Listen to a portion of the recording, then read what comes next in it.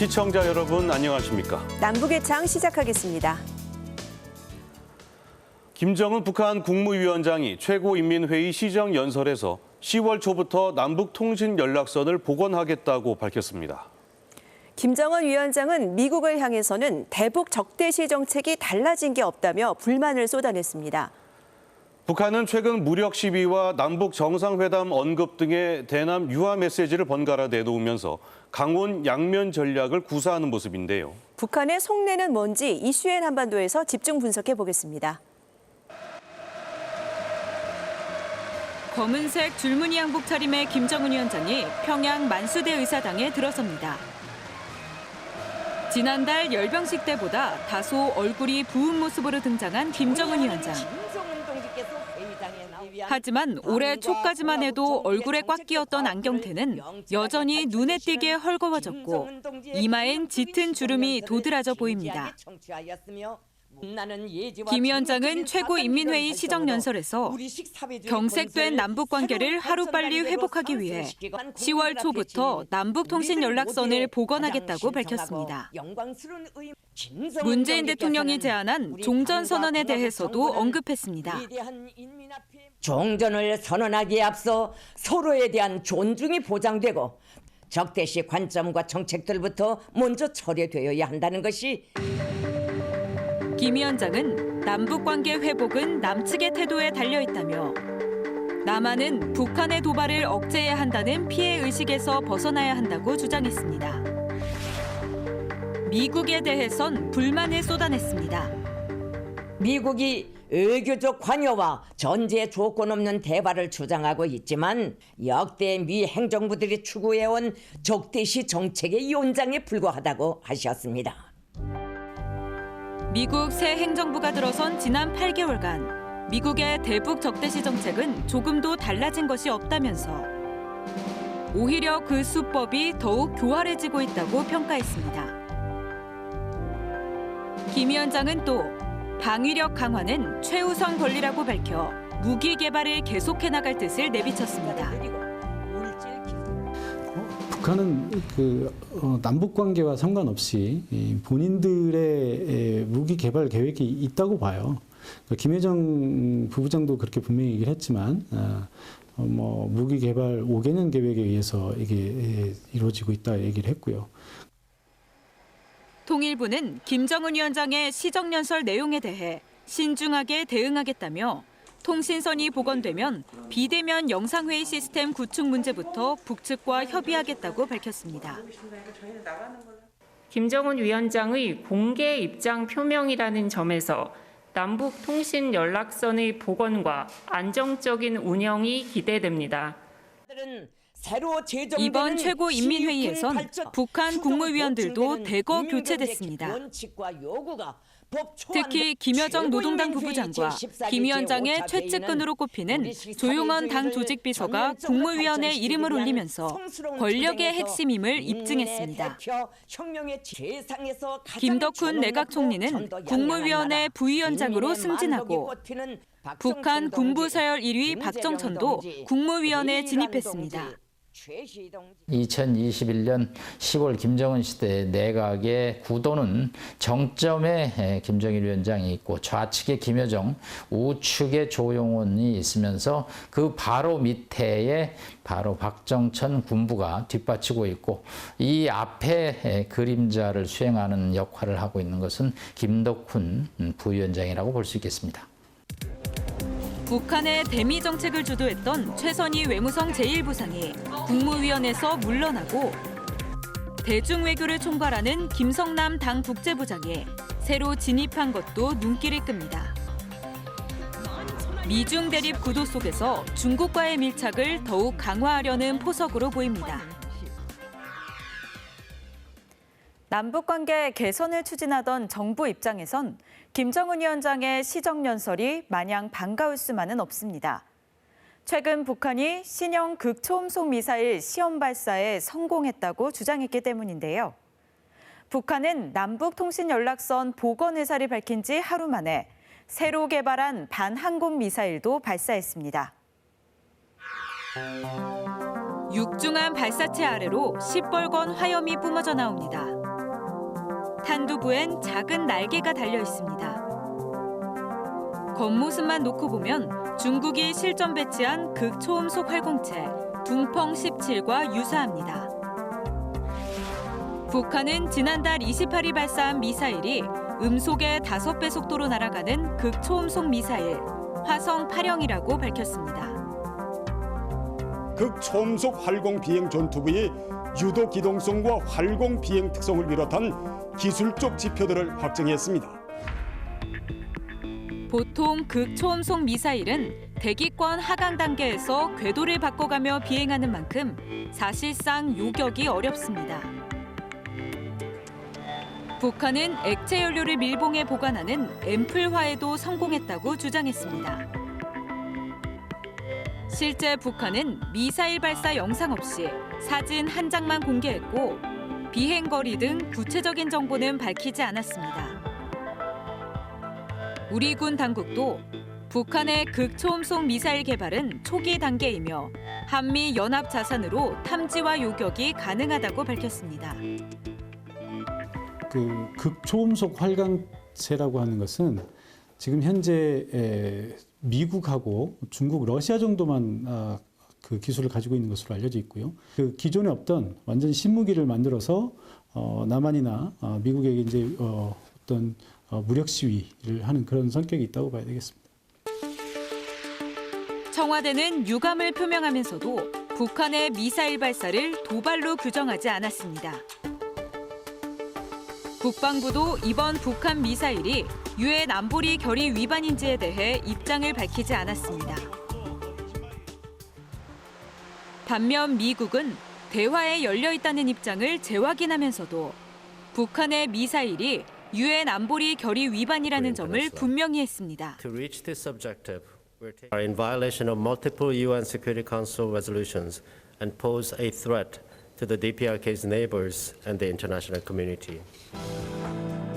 미 국무부는 다만 북한의 적대적 의도가 없다면서 종전선언에 대해서도 한미가 긴밀히 소통하겠다고 밝혔습니다. 대화와 평화 프로세스를 복원해야 되는 청와대 입장에서는 곤욕스럽기 또 짝이 없죠. 반면에 미국 입장에서는 유엔 안보리 결의안을 위반하는 사태에 대해서 그냥 좌시할 수만은 없고요. 이것을 규탄하고 또 일종의 안보리를 통해서 부정적인 입장을 보일 수밖에 없죠. 북한은 김정은 위원장의 시정연설이 나온 지 하루 만에 지대공 미사일로 추정되는 신형 반항공 미사일도 시험 발사했습니다. 시험 발사는 박정천 당 비서가 국방과학연구부문 간부들과 함께 참관했고 김 위원장은 참석하지 않았습니다. 북한은 지난달부터 4차례 미사일 발사와 한미를 겨냥한 담화 3건을 번갈아 내놨습니다. 무력 시위는 이어가면서 대화 여지는 남겨두는 이중 전략을 구사하고 있는 건데요. 북한이 이렇게 냉탕과 온탕으로 가는 행보를 이어가는 이유, 과연 무엇일까요? 문재인 대통령이 유엔 총회에서 종전선언을 제안한 직후 김여정 부부장은 연이틀 대남 유화 담화를 쏟아냈습니다. 지난달 24일엔 종전선언이 흥미있는 제안이라고 평가했고 하루 뒤엔 종전선언은 물론 남북 공동연락사무소 설치, 남북 정상회담도 논의해볼 수 있다며 한 발 더 나아간 입장을 내놨습니다. 하지만 두 차례 담화에선 모두 이중 기준과 적대시 정책 철회라는 선결 조건을 내걸었습니다. 북한이 말하는 대북 적대시 정책은 김성 유엔 주재 북한 대사의 유엔 총회 연설에서 보다 구체화됐습니다. 조선 반도와 구 주변에서 우리를 겨냥한 합동 군사 연습과 각종 전략무기 투입을永久 중지하는 것으로부터 대조선 적대시 정책 포기 첫 걸음을 떼야 할 것입니다. 김성 대사는 한국엔 3만 명의 미군이 상시 전쟁 준비 태세를 갖추고 있다며 주한미군 철수까지 언급했습니다. 그럼 미군 철수까지도 저희가 생각하면 될까요? 너무 설명해. 거기에 답이 다 있는데 그거 괜히 자꾸 물어봅니다. 아니 이게 이제 구체적으로 저 목적은 모두 다 밝힌 않는데 북한이 조건부 남북관계 복원을 제안한 지 사흘 만에 미사일을 발사한 건 결국 한미 양국의 반응을 확인하려는 의도가 있다는 분석입니다. 한미가 대응 수위를 조절하면 이를 명분 삼아 다시 대화 국면으로 나올 수 있다는 겁니다. 단 이제 이 기대감을 현실로 하기 위해서는 서울이 해야 될 일이 있다라는 메시지를 전달하고 있고요. 북한에 대한 적대시 정책을 철폐해야 하는데 앞장서고 또 이 적대시 정책은 결국은 대북 제재 해제로 이어지도록 요구를 하고 있습니다. 북한이 남측의 차기 정권도 남북관계 개선을 추진하도록 문재인 대통령 임기 막판까지 계기를 만들려 한다는 해석도 있습니다. 문재인 대통령도 이제 곧 있으면 역사로 남을 수밖에 없는 이제 시간적인 한계에 점차 이제 다다라가고 있고, 그렇지만 김정은 위원장은 앞으로도 계속 집권을 할 사람이잖아요. 시간을 많이 보내게 되면 바이든 행정부하고도 관계 설정이 어려울 수 있거든요. 북한은 남북관계 개선을 통해 북미 대화의 조건을 타진하는 것으로 보입니다. 무력 과시와 병행에서 나오는 북한의 전향적인 메시지에 한미가 어떻게 대응할지 주목됩니다.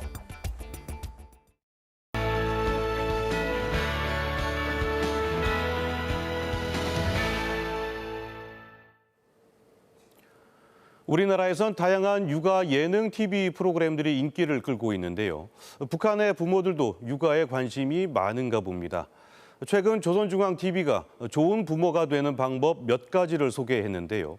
실험 카메라로 본 자녀들 반응이 흥미롭습니다. 함께 확인해 보시겠습니다. 밝은 표정으로 웃던 남자 어린이가 울음을 터뜨리며 어리광을 부리기 시작합니다. 조선중앙TV가 최근 방영한 프로그램의 한 장면인데요. 자녀가 속을 썩이는 여러 이유를 설명하며 부모의 역할을 강조합니다. 어린이들에게 있어서 부모보다 더 가까운 사람들은 없습니다.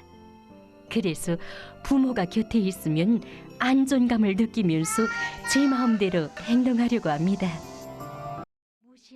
실험 대상이 된 이 어린이는 장난감을 쥐어줘도 계속 울기만 합니다. 왜 우는 걸까요? 어린 자녀는 원래 부모한테 본능대로 감정을 쏟아내는 경향이 있다고 프로그램은 설명합니다. 좋은 부모가 되기 위해서는 자녀의 물건을 빼앗았다가 다시 돌려주는 애매한 태도를 되도록 삼가야 한다고 당부하고 있는데요. 부모의 무관심이 어린이로 하여금 어떤 행동을 하게 하는지 한 가지 실험을 통해서 보기로 합시다. 놀고 있는 딸 옆에서 계속 스마트폰만 쳐다보는 한 엄마. 여자 어린이는 엄마의 관심을 끌기 위해서 치근덕대기 시작합니다. 엄마의 무관심에 갑자기 돌발 행동을 보이는데요. 컵에 물을 따르더니 탁자 바깥으로 밀어냅니다.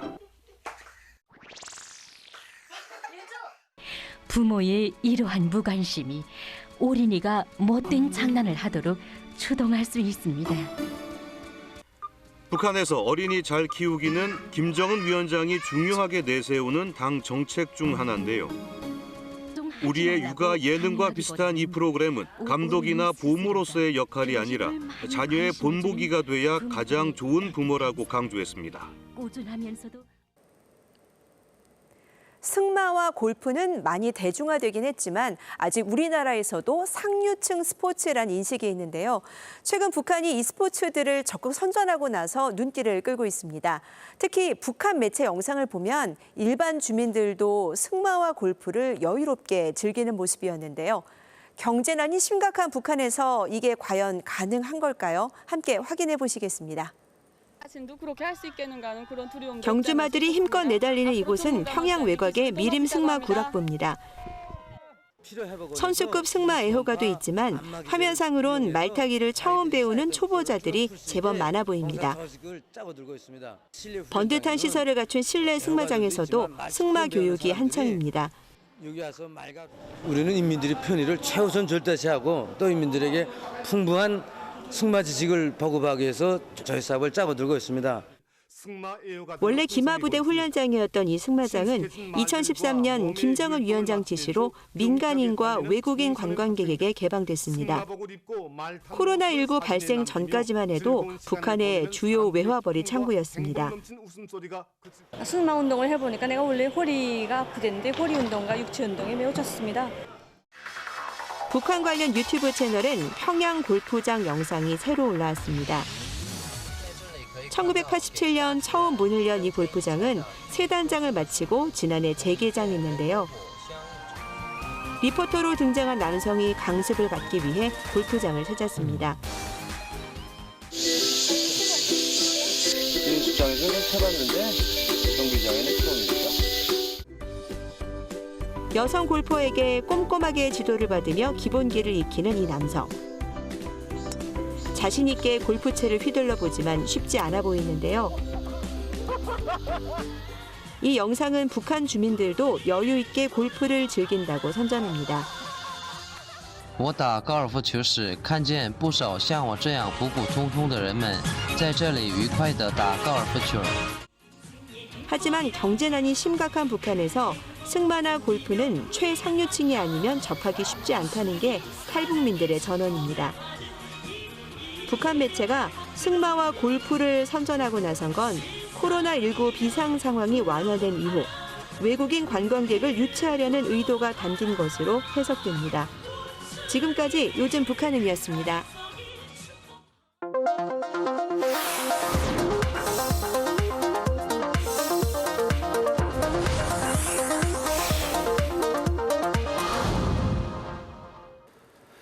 어제는 김일성 종합대학이 개교한 지 75주년이 되는 날이었습니다. 북한에선 공부 잘한다고 해서 모두 이 대학에 입학할 수 있는 건 아니라고 하는데요. 네, 무엇보다 출신 성분이 중요한데요. 최룡해와 조용원 등 김정은 위원장의 최측근 엘리트들 모두 김일성 종합대학 출신이라고 하죠. 네, 그렇습니다.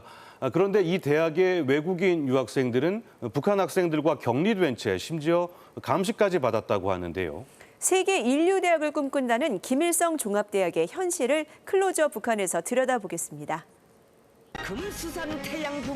지난달 9일 북한 정권 수립 73주년을 맞아 열린 심야 열병식. 우리의 예비군에 해당하는 노농적유대와 사회안전군을 중심으로 진행된 열병식에서 청년 학생들도 행진했다. 김일성 종합대학 학생들이 그 선두에 섰다. 당과 수령에 대한 끝없는 충실성, 강한 혁명성과 조직성, 조율성과 집단주의 정신을 지닌 용남산의 아들, 딸들이 나갑니다. 김정은 위원장이 김일성 종합대학 종대를 향해 엄지손가락을 치켜들자 관중석에서도 뜨거운 박수갈채가 이어졌다. 김정은 위원장 스스로 제2의 고난의 행군이 시작되었다라고 말할 정도로 많이 힘든 상태고 그래도 이 나라를 이끌어가는 사람들은 김일성 종합대학 출신들이다라는 걸 은유적으로 강조하기 위함이라고 생각을 합니다. 다 상징성이 있죠. 1946년 10월 1일 개교한 김일성 종합대학. 해방 이후였던 만큼 민족 간부를 양성하기 위해 설립됐다. 그런데 김정일 국방위원장이 입학한 1960년을 기점으로 당과 김일성 주석에 대한 충성심이 더욱 강조됐다. 강의를 받으시며 위대한 혁명활동을 벌이시던 산고님의 숭고한 그 모습. 1980년대 김정일 국방위원장은 후배인 김일성 종합대학 출신들을 당 간부로 적극 기용하기 시작했다. 김정일 국방위원장을 비롯해서 빨치산 1세대 자녀들이 대부분 김일성 종합대학 출신이고 그래서 자연스럽게 핵심 권력을 장악하게 된 거죠. 북한에서는 공식적으로는 학연을 인정하지 않지만 현실적으로는 김일성 종합대학 출신이라는 이 학연이 강력한 정치 후견 체제로 작동하고 있다고 할 수 있습니다. 북한 최고의 대학인 만큼 김일성 종합대학 입학은 그야말로 하늘의 별 따기다. 우리의 수능에 해당하는 전국 예비 시험을 치른 학생들 중에서 최상위권만 입시에 지원할 수 있다. 은진아, 내가 1등이야, 1등. 이런 상황은 북한 TV 연속극에서도 확인할 수 있다. 어머, 인경아. 은진아, 넌 어느 대학에 가겠니? 나 종합대학이겠지? 종합대학? 정말 갈 수 있을까? 그럼 넌 1등을 했으니까 당당히 갈 수 있어. 은진아. 그러나 아무리 성적이 우수하다고 해도 출신 성분이 좋지 않으면 입학은 불가능하다. 은진아. 대부분 당 간부나 유력 인사의 자녀들이 김일성 종합대학에 진학하는 것이 현실. 축하한다. 고맙습니다. 예비 시험 1등을 했더라도 농장 근로자의 딸이라는 출신 성분 때문에 당 간부 자녀에게 입학 기회를 빼앗기기도 한다. 안 가겠어요. 농사꾼의 자식이 농업대학이면 가람하지. 돌대목게 무슨 놈의 대학 타발이냐? 우리가 흔히 사돈의 8천까지 들여다본다라고 하잖아요. 그만큼 이 사람들이 얼마나 북한 정권에 충성심을 보여주고 있는지, 그리고 이 충성심이 언제부터 시작된 것인지, 혹은 그 과정에 있어서 뭐 다른 삐끗함 뭐 이런 것은 없었는지에 대해서 정말 탈탈 털어보기 때문에 이 집은 조금 더 충성심이 괜찮고, 또 이 집 스토리를 들여다보니까 뭐 북한 정권을 위해서 헌신했던 그런 기록이 있다. 이러면 아무래도 메리트가 좀 더 있는 것 같습니다. 최근엔 장마당을 통해 부를 축적한 부유층들이 뇌물을 주고 자녀들을 김일성 종합대학에 부정 입학시키는 일도 잇따르고 있다. 부끄러운 일이지만 사실 김일성 종합대학이 가지고 있는 그 사회적 위치, 그 메리트 때문에 사람들이 기를 쓰고 이 학교에 들어오려고 하다 보니까 그런 부작용들은 늘 존재하는 것 같습니다. 김정은 위원장 집권 이후 김일성 종합대학은 새로운 도약을 시작했다. 2016년 설립 70주년을 맞아 세계 인류급 대학으로 변모시키라는 김정은 위원장의 서한이 발표된 것이다. 김 위원장은 가장 먼저 정기적인 국제 학술 교류와 외국인 유학생 유치를 지시했다. 최고 지도자가 직접 언급한 만큼 일사천리로 진행됐다. 오늘 김일성 종합대학은 국제학술 교류의 거점으로 자기의 지위를 더욱 확대하고 있습니다. 2016년 김일성 종합대학이 개최한 국제학술토론회. 고학 발전과 사회적 진보라는 주제로 열린 이 토론회엔 외국 학자들도 대거 참석했다. 김일성 종합대학은 2019년까지 이런 토론회를 개최했다고 선전하고 있다. 중국 매체 인터뷰에선 외국인 유학생 유치도 활발하게 이루어지고 있다고 주장한다. 이제 많이 와서 공부하고 있습니다. 공부하고 있는데 중국, 러시아, 그다음에 그 몽골, 라오스, 베트남을 비롯해서 많은 나라에서 오고 있는데 그 중국에서 온 유학생 실습생들이 기본입니다. 그래서 제가 보건대는 것도 70~80% 이렇게 오고 있고. 그러나 김일성 종합대학에 입학한 외국인 유학생들이 북한 학생들과 함께 강의를 들을 수 있는 것은 아니다. 2018년 교환 학생 신분으로 김일성 종합대학에 다녔다는 한 중국 학생의 수기. 유학생들은 북한 학생들과 다른 독립된 강의동에서 수업을 받았고 북한 학생들 역시 유학생들에게 말을 걸지 않았다고 기록하고 있다. 또 학교 측이 출신 성분이 좋은 북한 학생들과 짝을 지어줬는데 유학생들의 생활을 도와주는 동시에 감시하는 역할도 했다고 전했다. 2019년 김일성 종합대학 유학생 신분으로 북한에 억류됐다 풀려난 호주인 알렉 시글리. Are you sick? Can we get through, please? Can we get through? Are you alright? I'm okay. I'm fine. 시글리도 지난해 한 월간지를 통해 북한 정권이 주민들과 외국인의 접촉을 사상적 침투라고 생각하고 있으며 그런 이유로 외국인의 자유로운 이동을 엄격하게 제한하고 있다고 밝혔다. 제가 있을 때도 뭐 유학생들은 많았는데 한 번도 얘기를 해본 적이 없고요. 단편적으로 중국인 유학생들이 이제 뭐 어디 들어간다거나 뭐 나온다거나 이렇게 왔다 갔다 하는 움직임이 있으면은 저희는 기다리다가 그 친구들이 다 밖으로 나가면 나가고 들어오면 들어오고 약간 이런 식으로 아예 이렇게 접촉 자체를 못하게 막았었기 때문에 교류가 뭐 활발하게 진행된다는 북한의 어떤 선전으로 보시는 게 맞는 것 같습니다. 김정은 위원장은 외국인 유학생 유치와 함께 김일성 종합대학에 첨단 기술 개발도 주문했다. 교육과 과학 연구를 밀접하게 결합시켜 4차 산업혁명이라는 세계적인 추세에 맞는 첨단 제품 개발 기지 건설을 지시한 것이다. 민족간부 육성의 중심기지이며 주체과학교육의 최고 존당인 김일성 종합대학이 첨단 기술 개발원이 훌륭히 꾸려졌습니다. 2019년 준공된 첨단 기술 개발원은 인터넷과 빅데이터, 인공지능 등 4차 산업과 관련된 첨단 기술을 집중 연구하고 있는 것으로 알려져 있다. 그러나 지난해 초부터 김일성 종합대학 연구에도 비상이 걸렸다. 코로나19 비상 방역 상황이 계속되면서 첨단 기술 개발원의 연구 주제가 코로나 방역에 맞춰진 것이다. 우리 연구소에서는 이 신형 코로나 바이러스 감염증을 막기 위한 사업에 이산화염소 소독제를 광범위 도입하기 위한 연구 사업을 진행하고 있습니다.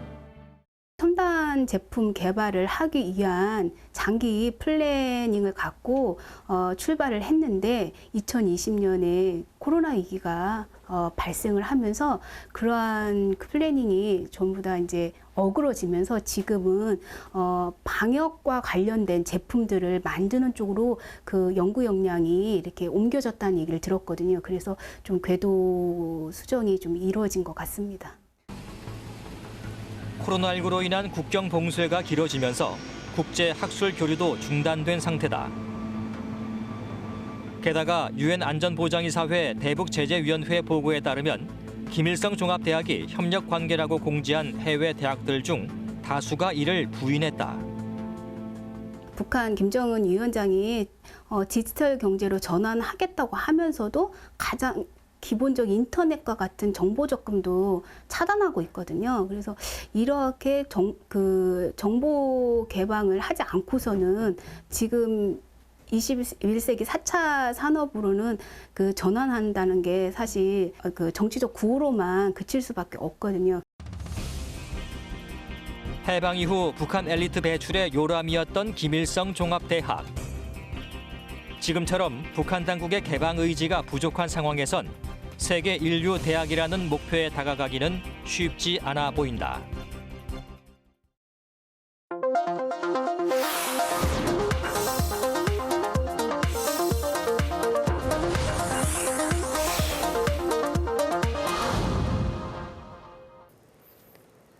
네, 강원도 철원군에는 해방 이후 한국전쟁 전까지 북한이 사용했던 조선노동당 당사 건물이 남아 있는데요. 네, 당시 반공 활동을 하던 많은 사람들이 고문과 학살을 당한 곳이어서 지금은 국가 등록 문화재로 지정돼 있습니다.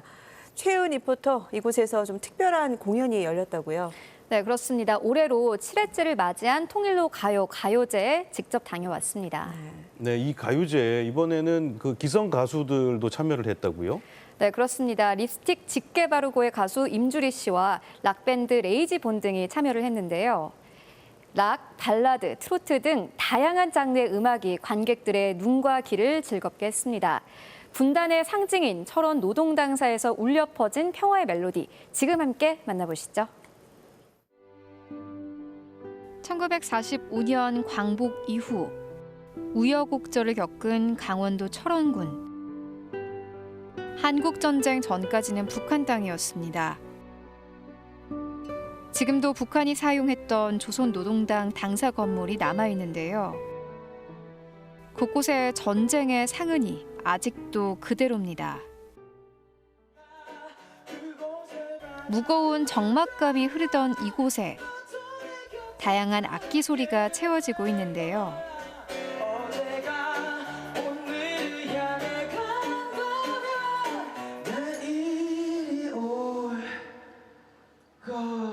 사실 저희가 통일에 대해서 그렇게 엄청 큰 생각을 갖고 있지는 않았는데 이 대회를 준비하면서 저희 어떤 활기찬 어떤 무브먼트나 팀 색깔이 이 통일에 대해서 노래하면 되게 좋겠다, 걸맞겠다라고 생각을 해서 이 대회에 한번 좀 진지하게 참가해보게 된 것 같습니다. 올해로 7번째를 맞는 통일로 가요 가요제. 지금은 리허설이 한창인데요. 올해는 역대 최다인 115개 팀이 지원해서 12개의 팀이 본선에 올랐습니다. 지금 제 뒤로 보이는 이 무대에서는 잠시 후에 평화와 화합의 노래들이 울려 퍼질 텐데요. 서로 각기 다른 개성을 뽐내는 12개의 팀이 부르는 이 평화 노래에는 어떤 메시지가 담겨져 있을까요? 날이 어두워지고 시작된 본격적인 경연 무대. 바로 시작하도록 하겠습니다. 실향민 할아버지 사연에 멜로디를 붙인 이훈주 씨가 무대에 올랐습니다.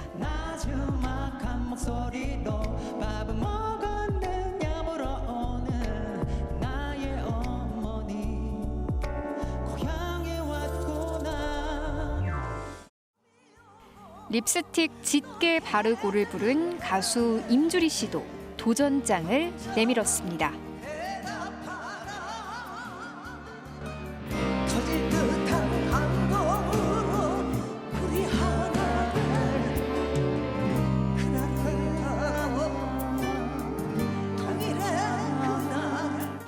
판문점이라는 그거를 우리가 원해서 만든 건 아니잖아요. 그 불행한 이런 역사를 다음 세대를 물려주지 말고 빨리 통일을 하자는 바람에서 그래서 노래를 만들어야 되겠다는 생각이 들었어요.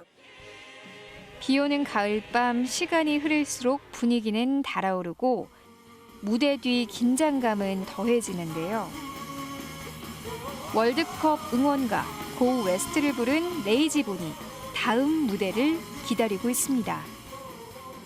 사람들이 저희 보고 긴장 안 한다고 하는데 이게 저희가 이제 표현력이 딸려서 그렇지 항상 긴장 많이 하고 있어요. 긴장도 잠시 마음껏 평화를 즐기기 바라며 무대에 오릅니다. 우리에게 허락된 작은 농담을 말하지만 웃음마저도 선을 넘어가면 안 돼요. 나도 몰래 나와버린 또 만나요 라는 그 말에 눈시울이 왜 붉어지는지. 중국에 있는 북한 식당 옥류관에 다녀온 경험을 바탕으로 이 노래를 만들었다고 합니다. 어떤 옷이 유행하냐, 어떤 음악이 유행하냐, 음식 입에 맞냐, 한국은 간이 어떠냐 이런 얘기하면서 농담을 주고받았는데 모두가 지금 궁금해하는 건 이런 문화일 수도 있고 이게 어쩌면 실마리가 될지도 모른다 하는 생각이 들어서 그럼 노래를 만들어야겠다. 네. 전쟁의 상흔이 가득한 곳에서 울려 퍼지는 서글픈 멜로디가 관객들의 공감을 이끌어냅니다. 우리는 그 6.25 사변을 겪은 사람들이잖아요. 들으면서 가슴이 뭉클하고 또 여기 노동당사 이런 행사를 하니까 더 뜻깊은 그런 행사인 것 같아요. 심사위원들은 이번 공연을 어떻게 봤을까요? 통일에 대한 열망이 좀 더 강해지는 것 같아요. 가사 이렇게 들여다보면 이렇게 음악하는 분들 그리고 민간 교류가 활발해지면 좀 더 가는 길이 가까워지지 않을까 그런 생각을 해봤습니다. 드디어 심사가 끝나고 시상식이 열렸는데요. 영예의 대상은 레이지본이 차지했습니다. 뜨거운 박수 부탁드리겠습니다. 1등 할 줄 몰랐고요. 저희가 받아도 되나 뭐 이런 생각도 드네요. 네, 솔직히 그 마음을 좀 전하고 싶었거든요. 전해진 것 같아요. 전해졌다. 예, 전해졌다. 다음 날 레이지본을 만나러 서울의 한 녹음실로 향했습니다. 북한에서 촬영한 사진들을 보며 이야기를 나누고 있었는데요. 동학 맥주요? 동학 맥주. 내 맥주가 맛있었어요. 진짜 맛있었어요. 여기도 에일 맥주 그런 느낌인데. 2003년 금강산 육로 관광이 처음 시작됐을 때 레이지본은 금강산에서 축하 공연을 펼치기도 했는데요. 2008년 박광자 씨 피살 사건으로 금강산 관광이 중단됐지만 북한 사람들과 함께했던 순간은 평생 잊을 수 없는 소중한 추억입니다. 남쪽에서 무슨 노래가 유행하냐고. 결혼합시다가 지금 제일 인기가 있어요 라고 얘기를 했는데 그게 상당히 좀 단어가 좀 짓궂은 단어였나 봐요. 그분들이 그 당시 받아들이기에는 엄청 부끄러워하시면서 그러면서 음식도 물어보시고 그러다 보니까 저희도 막 물어보고 똑같았어요, 관심사가. 금강산 공연을 통해 문화에는 어떤 경계도 없다는 것을 느낀 레이지본. 이번 가요제 곡에도 금강산 공연에서 느낀 감정들을 녹여내기 위해 노력했습니다. 통일이라는 게 정말 복잡한 얘기잖아요. 그런데 마음이라도 서로 좀 풀리려면 문화가 적어도 실마리가 될 수 있지 않을까, 그런 생각을 했어요. 남북 관계에 훈풍이 부는 평화의 순간에는 항상 음악을 통한 문화적 교류가 이루어졌습니다. 철원 노동당사에서 울려 퍼진 평화의 노래를 북한 주민들도 들을 수 있기를 기대합니다. 네, 남북의 설 7회 임수경은 왜 평양에 갔나 편 영상이 남북의 창 유튜브 채널에 업로드됐습니다. 통일의 꽃이냐 종북의 상징이냐, 32년 전 임수경 방북 사건은 우리에게 뭘 남겼을까요? 주요 영상 잠시 보시겠습니다. 그때 그 당시에 대학생 대표였던 임수경 씨가 이제 6월 달에 이제 방북을 합니다. 저는 24시간을 비행하면서 그리고 열흘이라는 시간을 걸려서 이곳에 도착을 했습니다. 그 당시에 이 방북 승인을 받지 않고 어떻게 방북이 성사가 된 겁니까? 그때 그 당시에 보면 이제 평양에서 이제 세계 청년 학생 대축전이 있고 전국 대학생 대표자 협의회에 참가단을 초청을 합니다. 이제 전대협 쪽에서는 세계 청년 학생 대축전인데 여기에 그러면 우리 대표라도 보내야 되겠다. 김수경 씨를 북한에서 성대하게 이렇게 환영을 해주는데 뭐 벤츠 차량을 내주고 그다음에 또 고려 호텔에 이제 최고의 그런 로얄층에 이제 그 숙소도 마련해 줬다라고 합니다. 임수경 씨가 엄청나게 북한 내에 그런 그 영향을 많이 미쳤다고 해요. 요즘으로 하면 그 아이돌처럼 해서 뭐 임수경 패션이니 뭐 이런 식으로 따라 배우는 거 많이 했답니다.